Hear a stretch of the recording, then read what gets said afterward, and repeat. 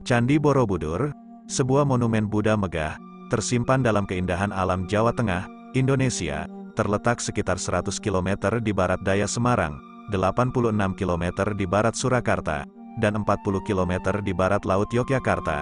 Candi ini bukan hanya tempat bersejarah, tetapi juga sebuah keajaiban dunia. Dibangun sekitar tahun 800-an Masehi oleh penganut agama Buddha Mahayana pada masa pemerintahan Wangsa Shailendra, Borobudur adalah candi Buddha terbesar di dunia dan salah satu monumen Buddha terbesar yang pernah ada, dengan 6 teras berbentuk bujur sangkar yang mendukung 3 pelataran melingkar. Candi ini menghiasi dindingnya dengan 2.672 panel relief dan 504 arca Buddha asli. Borobudur bahkan memiliki koleksi relief Buddha terlengkap dan terbanyak di seluruh dunia. Sorpresa, stupa utama yang terletak di tengah candi memegang peran penting dalam desainnya, dikelilingi oleh 3 barisan melingkar dengan 72 stupa berlubang. Setiap stupa tersebut menggambarkan arca Buddha yang duduk bersila dalam posisi teratai sempurna dengan mudra Dharma Cakra, simbol memutar roda Dharma. Namun, Borobudur adalah lebih dari sekadar monumen arsitektur yang mengagumkan.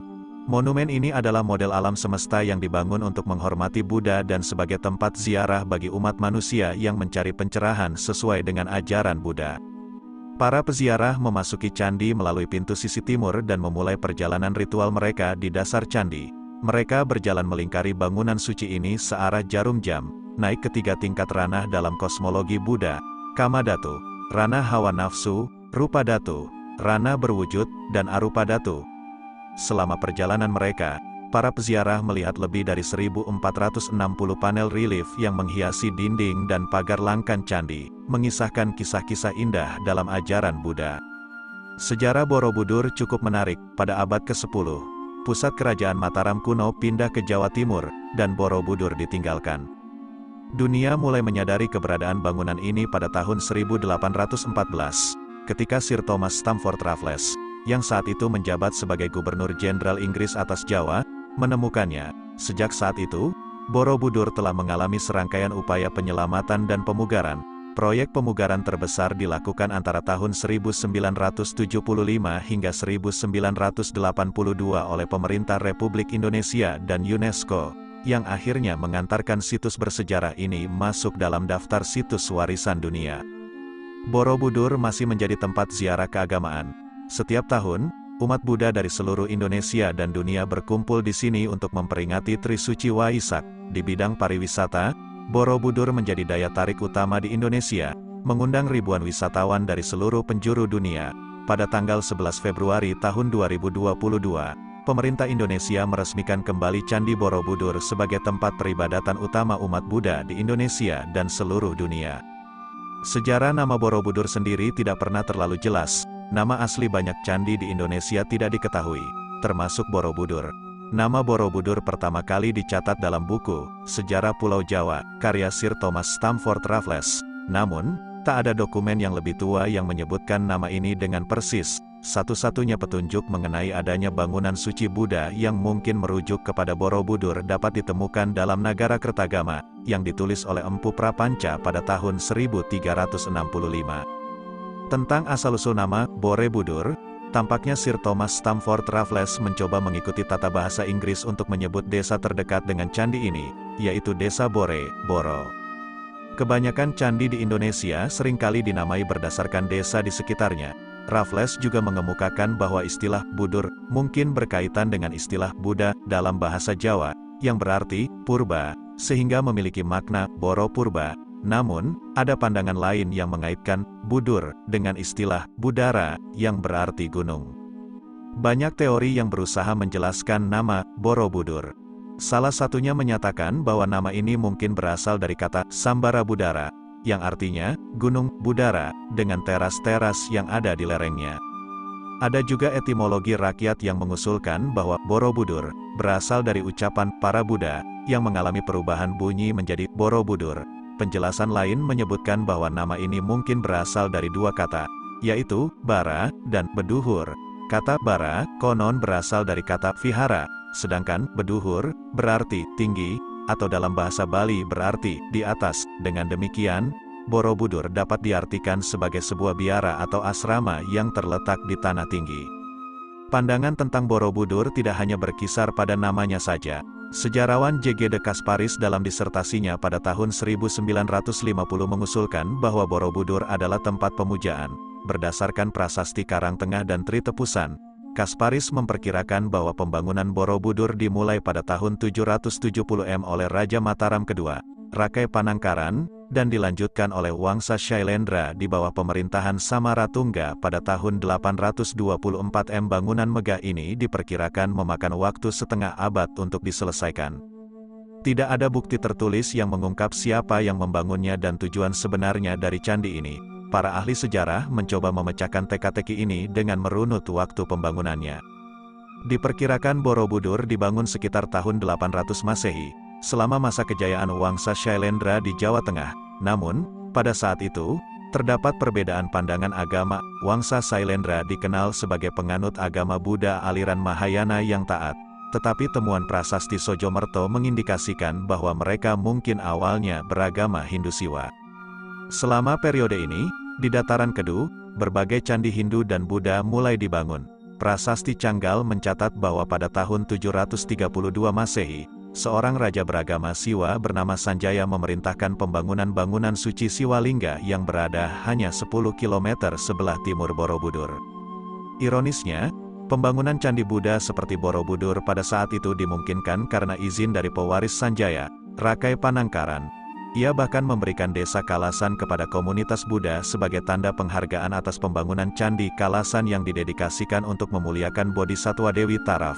Prasasti Kalasan yang berasal dari tahun 778 Masehi mencatat peristiwa ini. Pentingnya dicatat bahwa pada masa tersebut, agama tidak menjadi sumber konflik yang serius. Seorang raja Hindu bisa dengan damai mendukung pembangunan candi Buddha, dan sebaliknya. Namun, kemungkinan ada persaingan antara dua wangsa kerajaan kala itu, Wangsa Shailendra yang menganut Buddha dan Wangsa Sanjaya yang memuja Siwa. Wangsa Sanjaya akhirnya memenangkan pertarungan pada tahun 856 di perbukitan Ratu Boko. Misteri semakin tebal ketika kita mempertimbangkan Candi Roro Jonggrang di Prambanan, yang dipercayai dibangun oleh Rakai Pikatan sebagai jawaban Wangsa Sanjaya untuk menyaingi Borobudur milik Wangsa Shailendra. Namun, banyak yang percaya bahwa pada saat itu, ada suasana toleransi dan harmoni antara kedua wangsa ini, dengan Wangsa Shailendra bahkan terlibat dalam pembangunan Candi Siwa di Prambanan. Kita tidak tahu dengan pasti kapan Borobudur tidak lagi menjadi pusat ziarah umat Buddha. Sejarawan mencatat bahwa pada tahun 928 dan 1006, Raja Empu Sindok memindahkan ibu kota kerajaan Medang ke Jawa Timur setelah serangkaian letusan gunung berapi.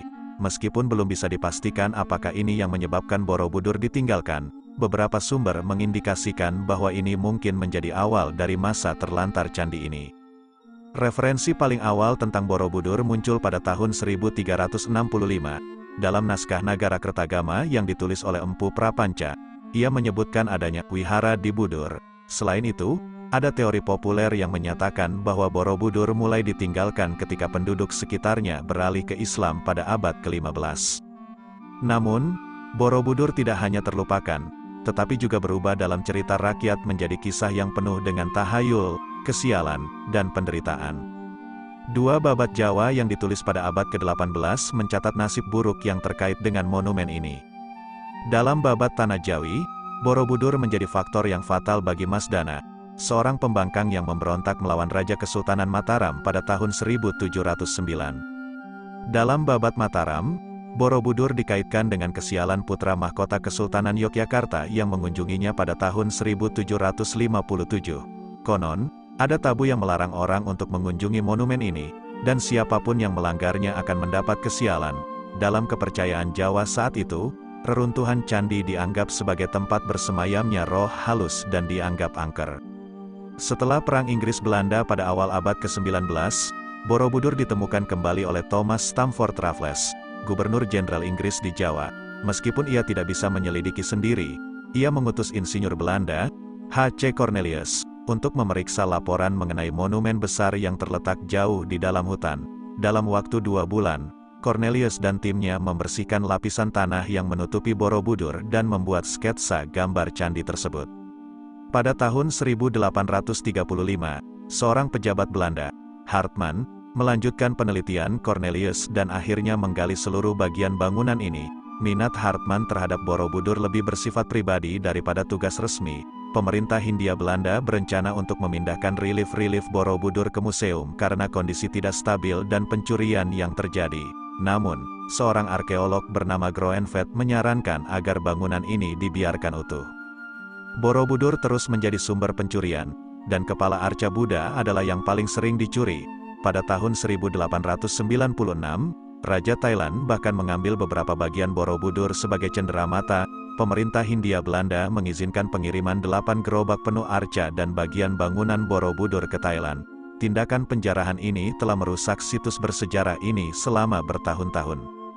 Meskipun mengalami pengabaian dan penjarahan, Borobudur akhirnya mendapatkan pengakuan yang layak. Sekarang, sebagai salah satu situs warisan dunia, Borobudur terus mempesona dunia dengan keindahan dan maknanya yang mendalam. Sebagai sebuah tempat yang pernah hilang, Borobudur kini menjadi saksi bisu dari perjalanan panjang sejarah manusia dan tetap menjadi salah satu peninggalan budaya paling mengagumkan di dunia.